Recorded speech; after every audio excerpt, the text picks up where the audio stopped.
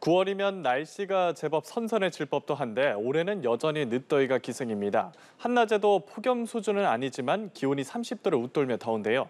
자세한 날씨 그리고 북상 중인 태풍 전망까지 박서정 기상캐스터와 알아보겠습니다. 안녕하십니까? 네, 반갑습니다. 예, 요즘 매번 제가 이 얘기로 시작을 하는 것 같은데 네. 아침 저녁으로 꽤 선선해졌다고요. 예, 그런데 이게 서울은 괜찮은데 제주랑 해안가 중심으로는 열대야가 여전히 나타나고 있다고 하죠.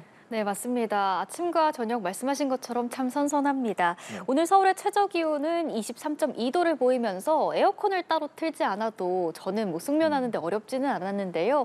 다만 이제 해안가와 제주도를 중심으로는 아직 열대야가 기승을 부리고 있습니다.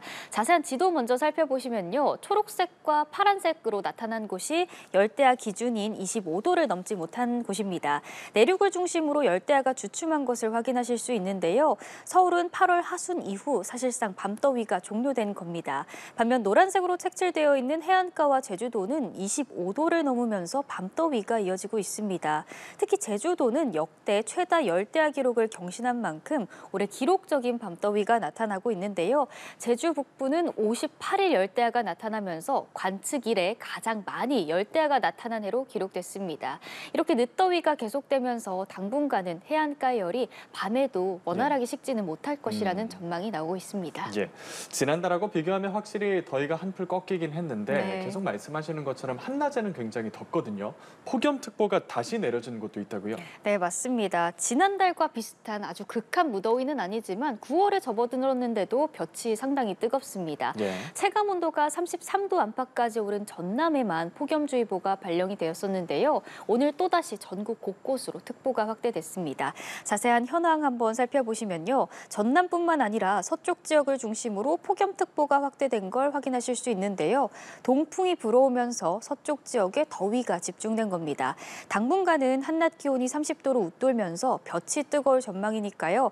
달력상 가을에 접어들어도 온열 질환에 노출될 수 있습니다. 아직까지는 틈틈이 수분 섭취하시고 시원한 곳에서 자주 휴식을 취해주시는 게 좋겠습니다. 예, 완연한 가을이 시작된다는 절기 백로를 앞두고 있는데 네. 이맘때쯤이면 제법 바람도 시원하게 불면서 낮에도 시원하게 마련인데 가을은 언제쯤 찾아올까요?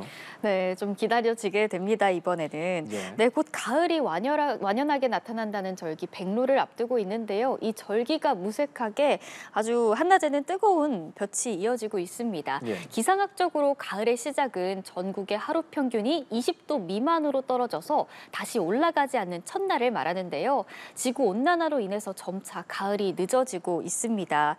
실제로 1973년 이후 전국의 9월 중순 평균 기온은 꾸준히 올랐는데요. 2000년대 들어서 20도 안팎을 보이고 있습니다. 실제로 우리가 생각하는 완연한 가을이 9월 중순이 지나야 제대로 체감을 할 수 있다는 건데요. 예. 올해도 이렇게 늦더위가 기승이잖아요. 이렇게 늦더위가 이어지면서 좀 늦은 가을을 맞이할 가능성이 올해도 좀 크겠습니다. 예. 9월 돼서도 더위가 계속 걱정인데 그러면 이번 주도 내내 더울까요? 네, 이번 주 참 월요일에는 선선했어요. 예. 비구름이 사실상 볕을 가려주면서 서울의 기온이 30도를 밑돌았거든요. 하지만 동풍이 불어오면서 어제부터 또다시 기온이 올랐고요. 오늘도 어제와 비슷한 날씨 이어지겠습니다. 자세한 주간 날씨 살펴보시면 예. 내일은 북쪽으로 기압골이 지나면서 중부 곳곳에 비가 내릴 텐데요. 따라서 서울 기온이 사흘 만에 다시 30도 아래로 떨어지겠습니다. 다만 이 선선함이 쭉 이어지는 것은 아니겠습니다. 내일 내리는 비가 더위를 식혀주기에는 역부족이겠고요. 예. 모레는 더위 속 소나기가 내리면서 끈적한 더위도 기승이겠습니다. 따라서 이번 주는 물론이고요. 다음 주에도 체감온도 32도 안팎의 이 더위가 계속해서 이어질 전망이고요. 9월 중순까지는 좀 늦더위가 기승일 것으로 전망이 됩니다. 알겠습니다. 마지막으로 태풍 전망도 짚어보죠. 10호 태풍이 지나가고 11호 태풍이 북상 중인데 이번엔 베트남 쪽으로 가고 있다고요? 네, 맞습니다. 가을과 함께 발생한 제11호 태풍 야기는 세력을 확장하면서 중국 남부로 향할 것으로 보입니다. 자세한 태풍 경로 살펴보시면 현재 태풍 경로 필리핀 마닐라 북쪽 약 440km 부근 해상에서 시속 24km 속도로 이동 중입니다. 보통 태풍이 내륙을 관통하면 여러 가지 장애물을 만나서 세력이 다소 약해집니다.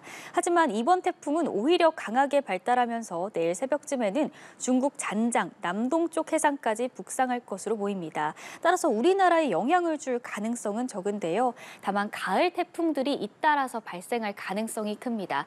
가을에는 한반도의 태풍의 길이 열릴 가능성이 상당히 크고요. 해수면의 온도도 높은 것까지 더해져서 이 가을 태풍이 좀 연이어서 발생할 가능성이 큽니다. 따라서 당장은 피해가 없더라도 항상 긴장을 늦추면 안 되겠고요. 미리 사전 대비를 해주시는 노력이 꼭 필요하겠습니다. 자, 알겠습니다. 태풍 야기 이야기까지 박서정 기상캐스터와 다뤄봤습니다. 고맙습니다. 네, 고맙습니다.